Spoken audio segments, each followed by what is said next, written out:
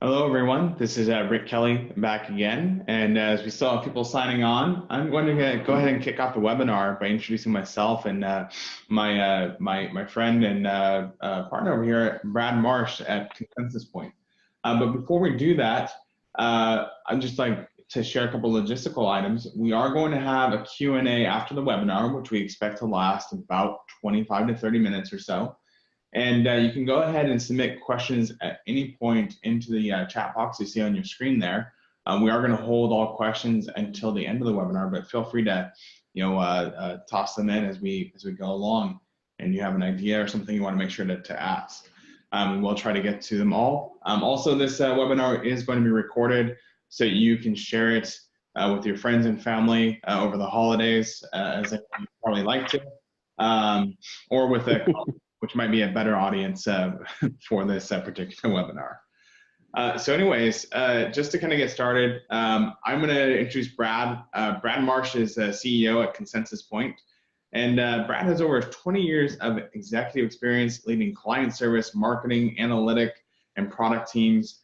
Prior to Consensus Point, he was a CMO and head of client service for Directions Research, Executive Vice President in the consumer sector for TNS North America, and SVP of Global Accounts for NFO World Group.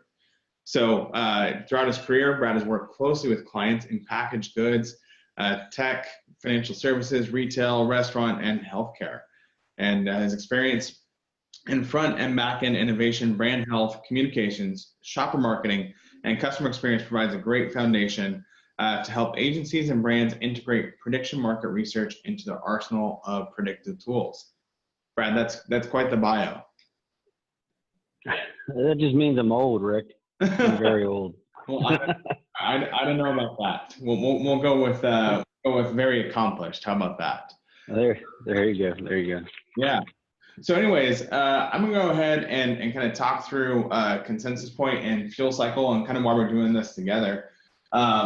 So Fuel Cycle operates what we call the Fuel Cycle Market Research Cloud, which is really centered around research communities, a product exchange, panels, and more to help businesses move, or to help insights move at the speed of business.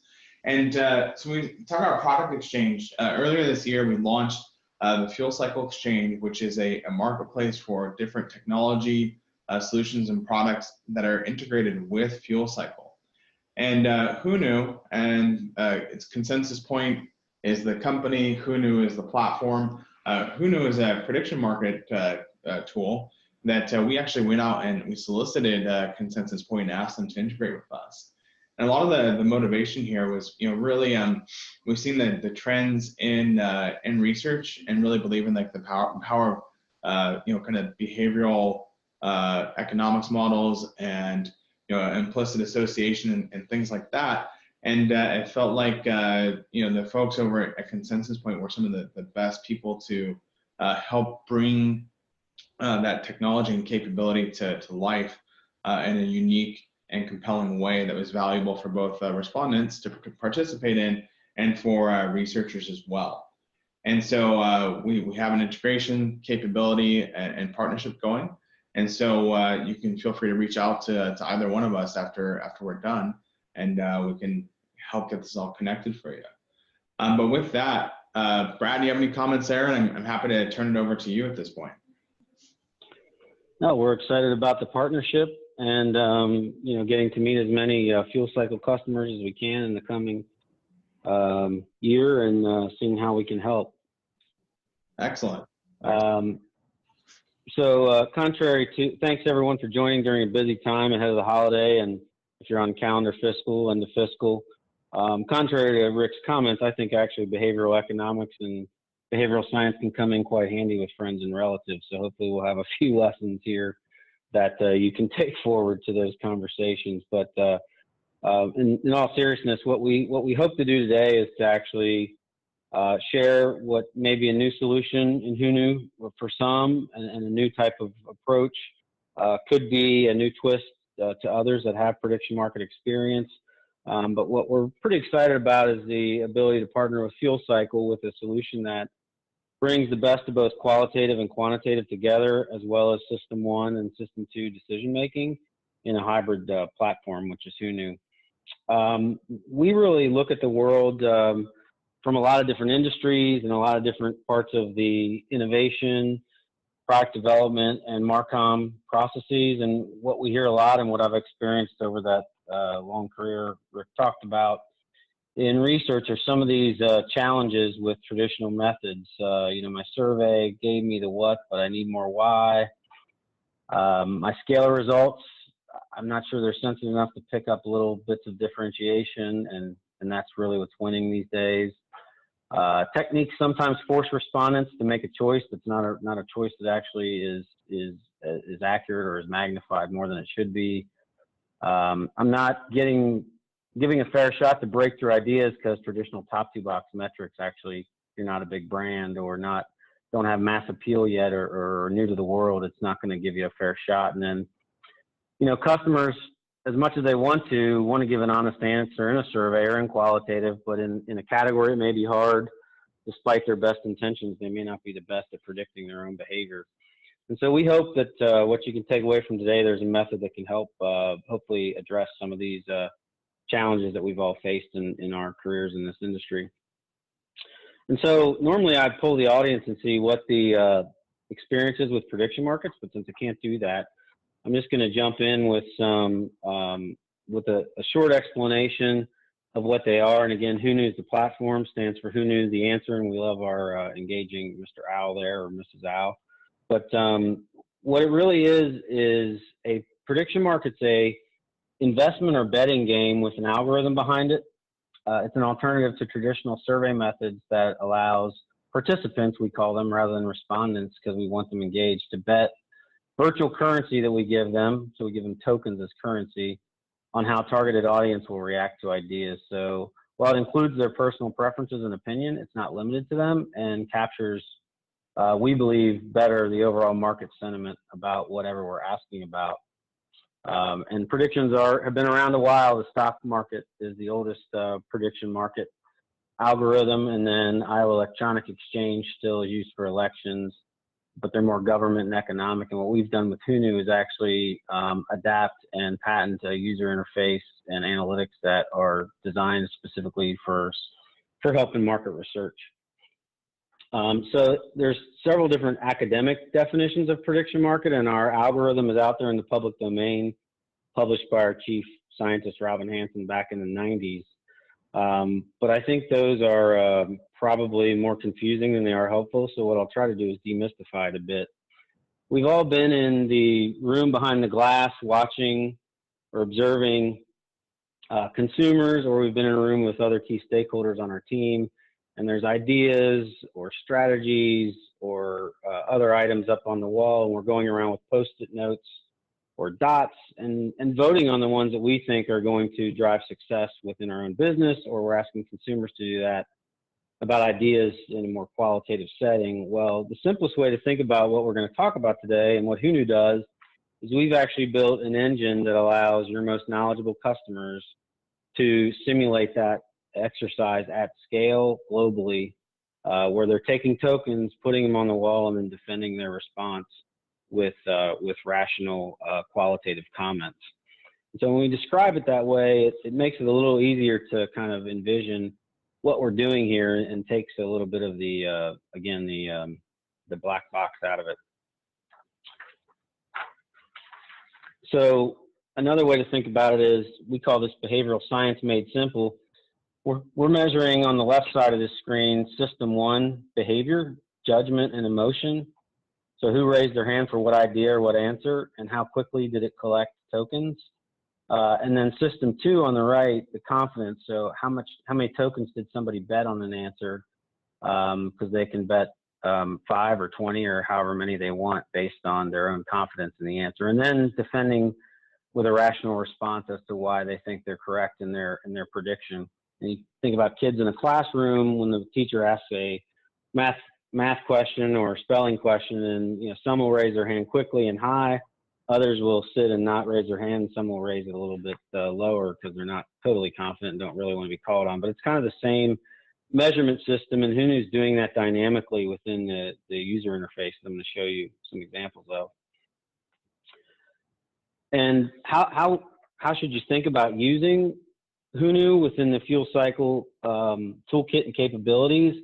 Where we spend a lot of our time as a company is early stage, and this is across many different industries, early stage anticipatory and sizing of future trends and consumer behaviors.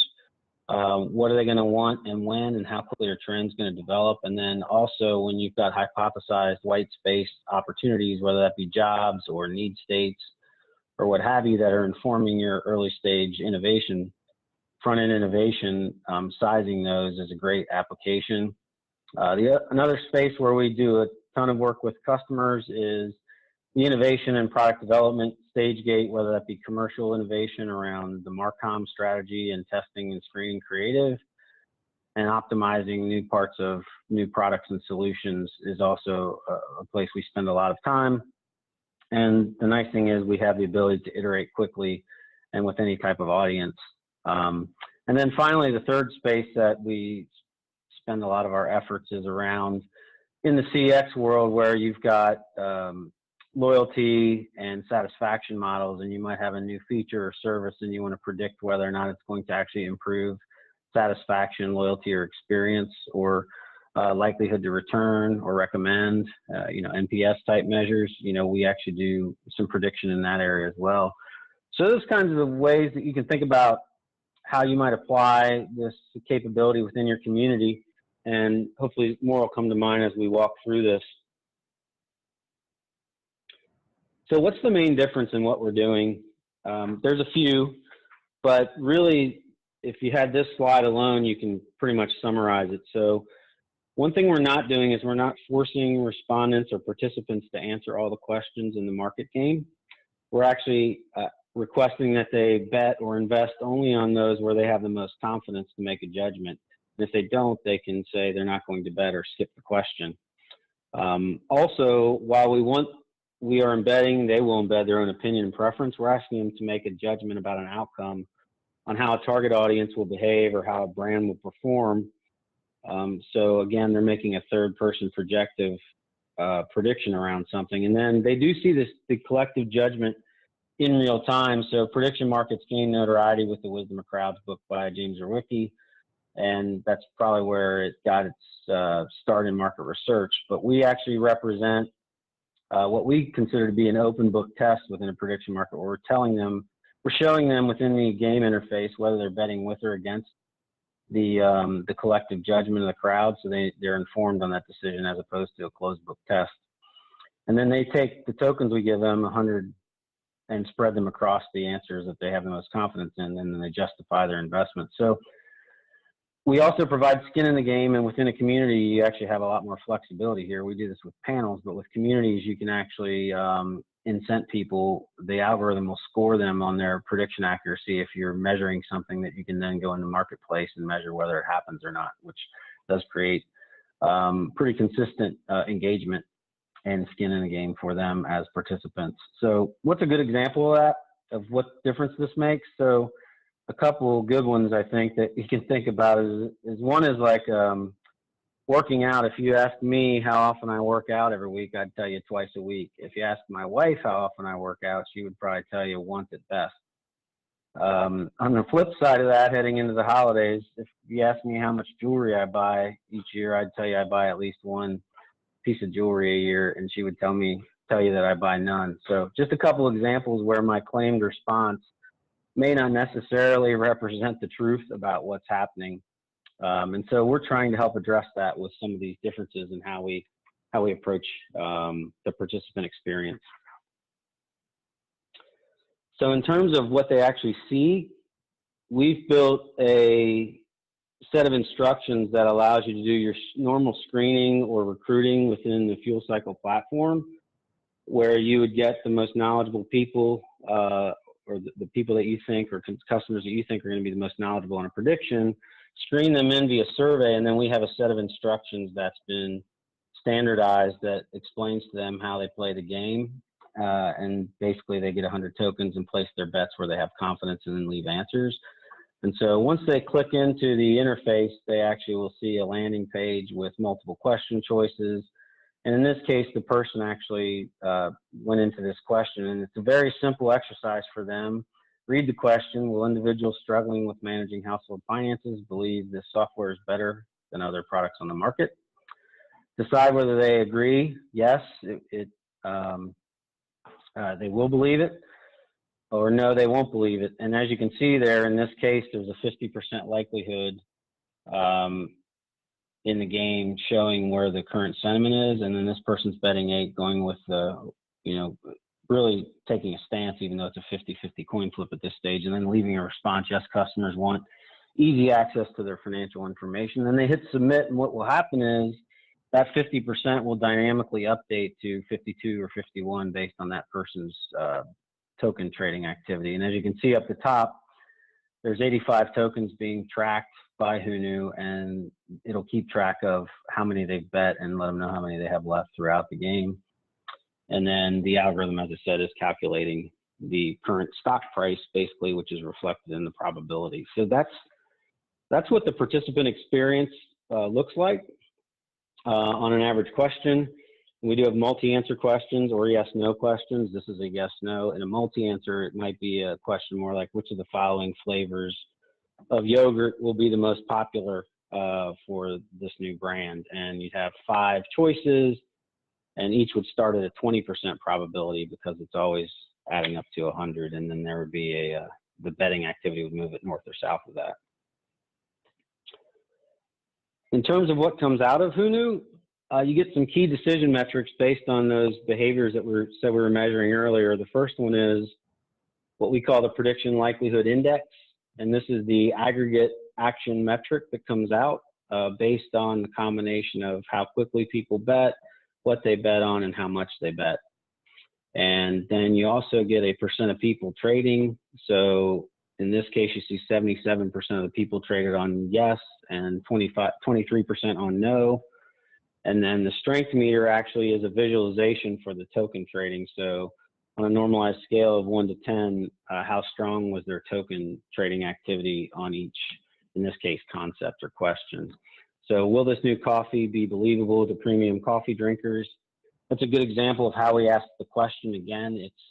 It's about an audience and a topic that the person that's participating is probably part of, but it removes or minimizes the rational response bias that often is a challenge in a lot of our survey work and even qualitative work.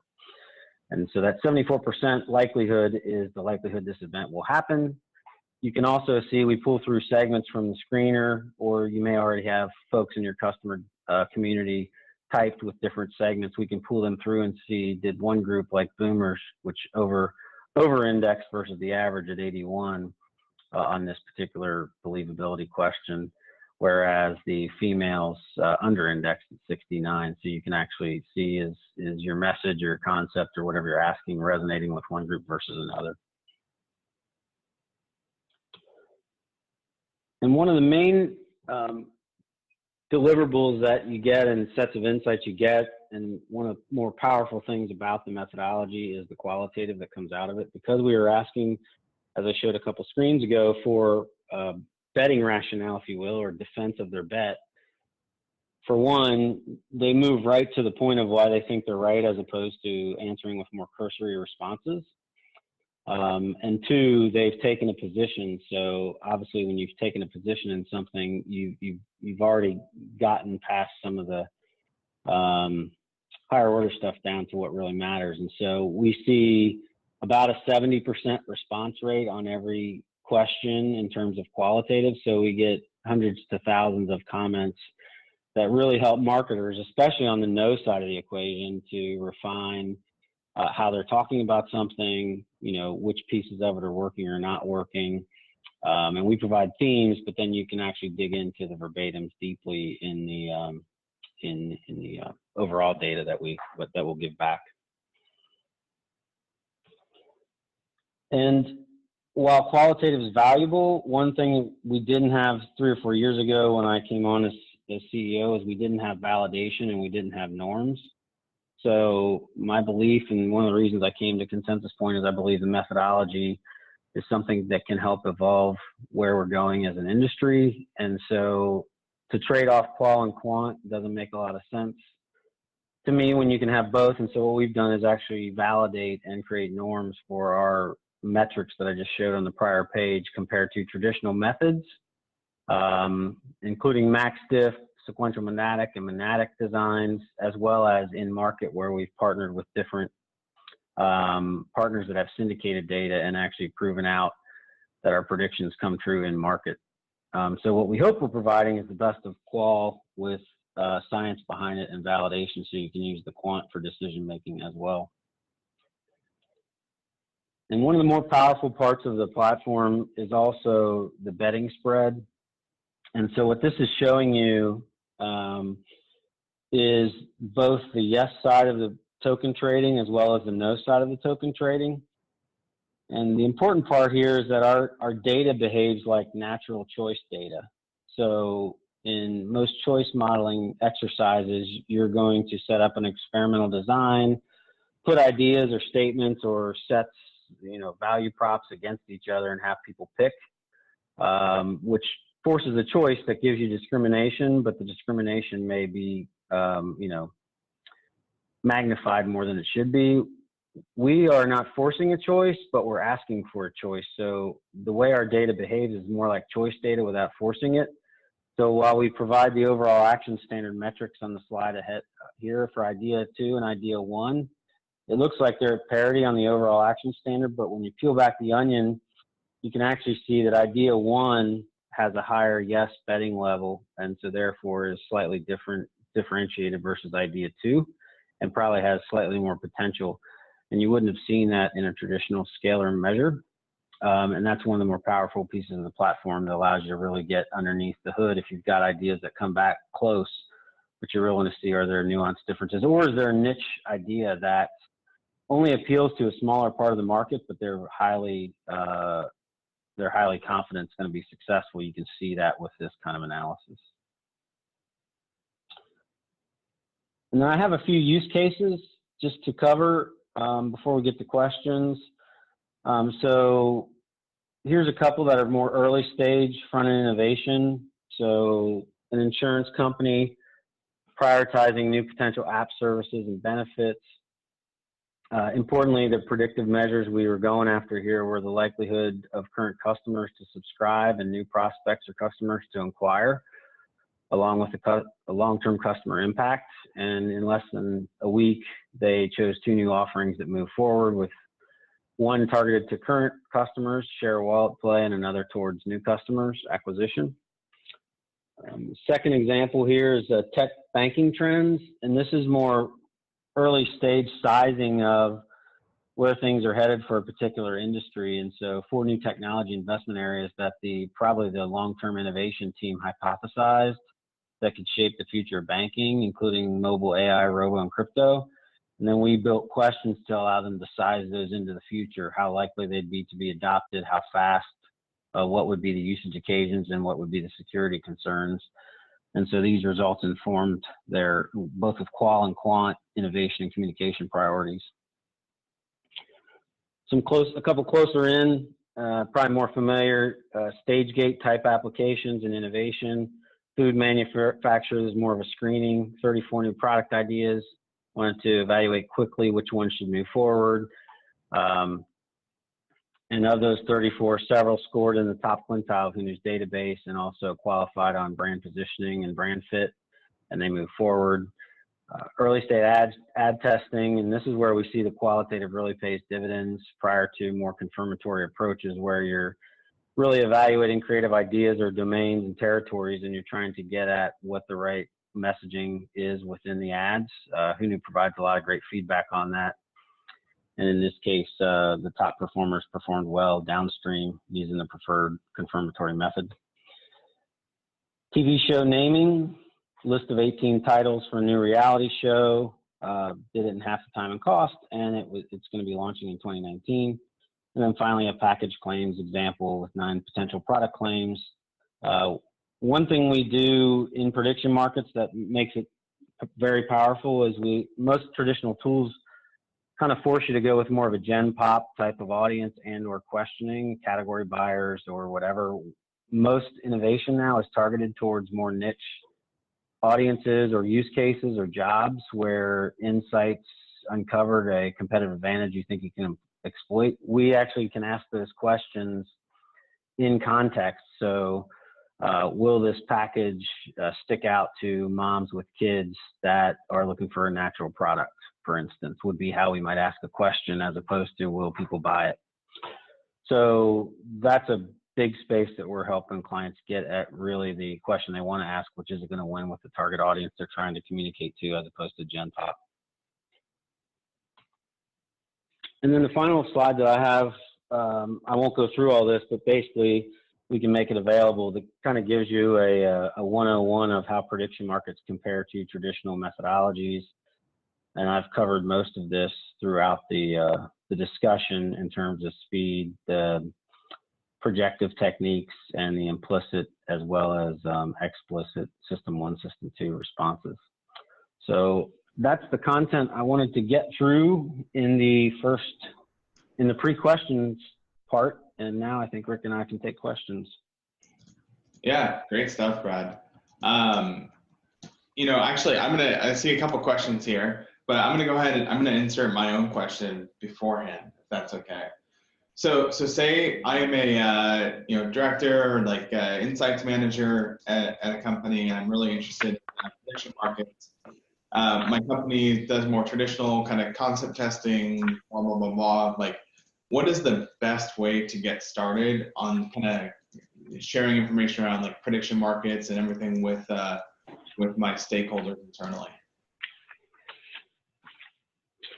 My advice would be, and sometimes that depends, right? If you've been challenged to go find new methods, it's one answer. If it's how do I try something out that is giving me some different insight that I might not have gotten from traditional methods, it's a different answer.